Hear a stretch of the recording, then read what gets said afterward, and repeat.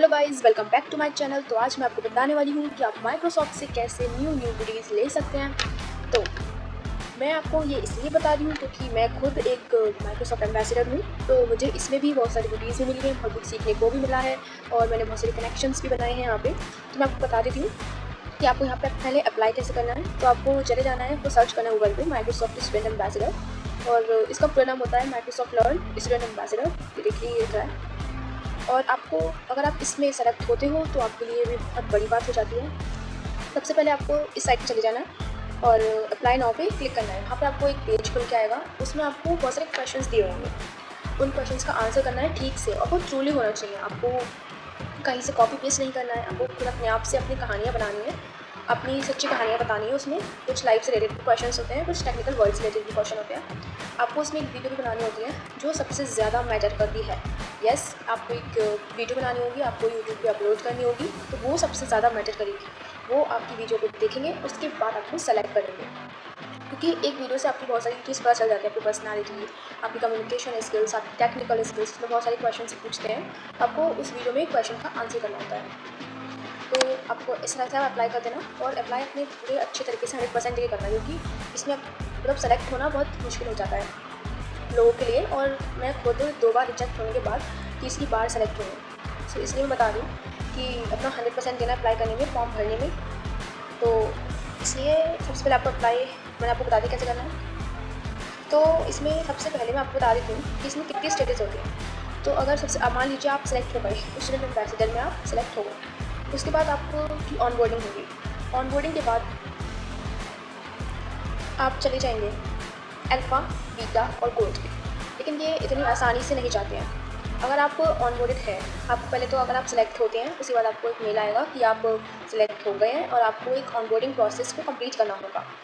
उसके बाद अगर आपको इस लाइक स्टेयर्स होती है ना, आपको इस प्रोग्राम में स्टेयर्स पे चढ़ना होता है। तो सबसे पहले स्टेयर होती है ऑनबोर्डिंग। तो आपको सबसे पहले ऑनबोर्ड तो होते हो आप, उसके बाद आपको जाना है अगर अल्फ़ा पे, तो आपको ये सारे टास्क को कंप्लीट करना होगा। तो अल्फ़ा में क्या करना होता है, आपको एक मतलब एक लर्न बैच कंप्लीट करना होता है। आपको एक मॉड्यूल लर्न करना होता है, वो सबसे आसान होता है। आपको एक मॉड्यूल पर जाइए और आप लर्न कर लीजिए, उसके बाद आप अल्फ़ा पे ट्रांसफ़र हो सकते हैं। तो आप अल्फ़ा पे होने के बाद आपको क्या क्या मिलेगा, तो आपको USD 150 monthly Azure credits, visual studio enterprise subscription, studentambassador.com email address, event workshop kits, incentives for event attendance. तो आपको ये सारी चीज़ें अल्फ़ा में मिलती है। तो इसके बाद अगर आपको बीटा पे जाना है तो आपको क्या करना होगा, अगर आपने अल्फ़ा कंप्लीट कर लिया है तो उसके बाद आपको एक इवेंट पोस्ट करना होगा, इवेंट आपको शेड्यूल करना होगा, या फिर आपको एक प्रोजेक्ट बनाना होगा। इन दोनों चीज़ों में से एक काम करना है आपको, या तो इवेंट शेड्यूल करना है या आपको एक प्रोजेक्ट बनाना है। अगर आप इवेंट करते हैं तो आपको कम से कम इसमें 20 अटेंडेंस होने चाहिए, वरना उसके अलग अलग गाइडलाइंस होती हैं, आप उसको पढ़ लीजिएगा। तो इवेंट के बाद आप बीटा पे अपडेट हो जाते हैं। उसके बाद मेंटरशिप करनी पड़ती है, मतलब आपको किसी एक बच्चे को मेंटरशिप प्रोवाइड करनी होती है। तो इवेंट आप जब आप इवेंट कंडक्ट करा देते हो और आपका अप्रूव हो जाता है तो आप बीटा पे अपडेट हो जाते हो।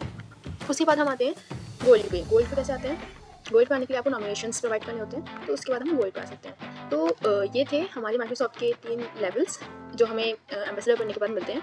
पहला होता है अल्फ़ा, फिर बीटा और फिर गोल्ड।